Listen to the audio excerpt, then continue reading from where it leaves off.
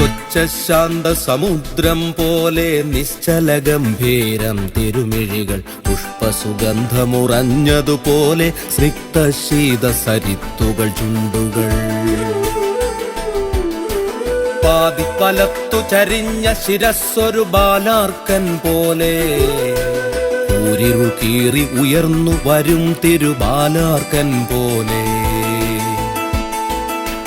മുന്നോട്ടുന്തി ഉയർന്നൊരു വക്ഷസ് ബോധിമരം പോലെ, പാപച്ചൂടിൽ സ്നേഹത്തണലിൻ കൂടാരം പോലെ.